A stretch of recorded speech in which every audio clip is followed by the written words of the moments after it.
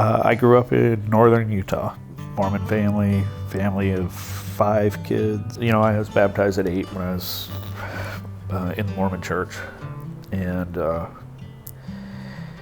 had no idea what it was, didn't know what it meant. I saw a lot of my friends being pressured to do things in the church, and even as a kid, what it seemed like was that the parents were trying to look good to everyone else. But the Joseph Smith story didn't seem right to me. I left northern Utah to go to southern Utah to go to college, learned how to fly, and pursued the airlines. Moved around a lot. Born in New York and lived in Georgia, Florida, North Carolina. My father was Catholic and converted to Mormon, and my mother was Mormon. And I grew up with that religion, but I stopped going like at 16. I just didn't want to do the church stuff. I was looking for something. I knew I was researching all kinds of religions except Christianity. It's that whole spiritual, not religious. There's a new age enlightenment type stuff, worshiping the self. You know, you're just one drop in the ocean and you're just part of God. But I did have that, well, no one can know, just try to be a good person. Should work out in the end. The last few years, having a sense of things were really getting bad and there was something really wrong going on outside, and the escalation of right being wrong, wrong being right in the world. It was really strange how quickly things have changed and been accepted.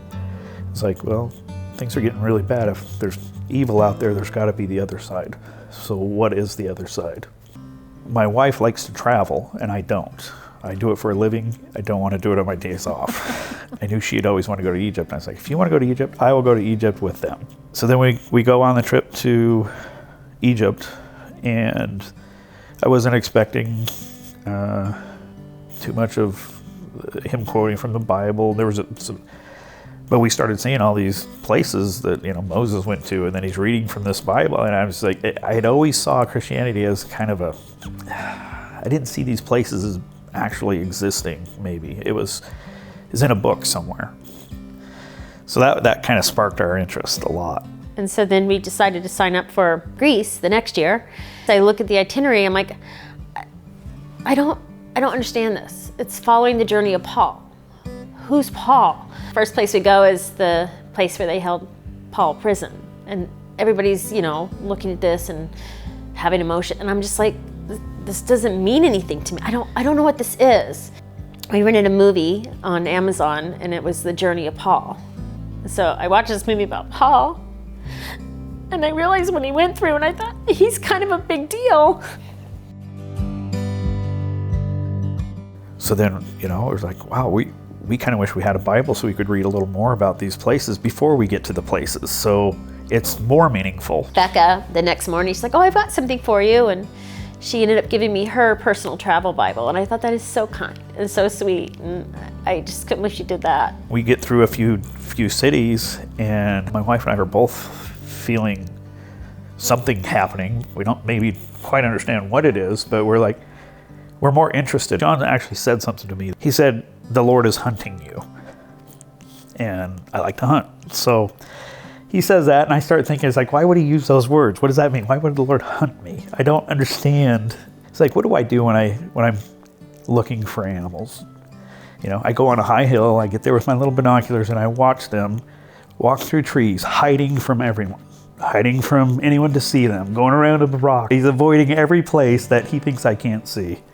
And I realized that's probably what I've been doing, is just hiding from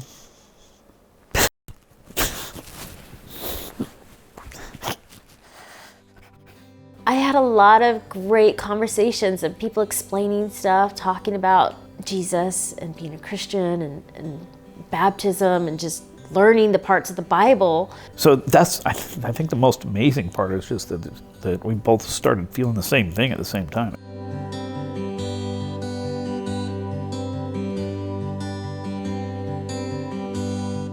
I believe he came here, I believe he died for my sins. It's a commitment to join Jesus and not just believe in him, but to join with him.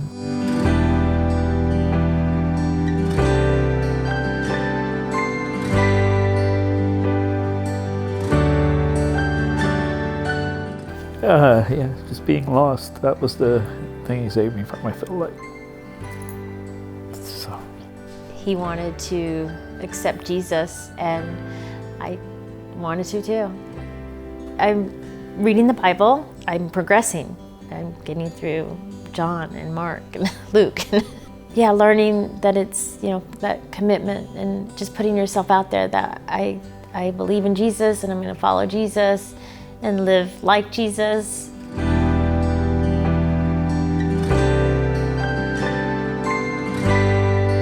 This place here, you guys, that's going to be a place in our heart that will always be there.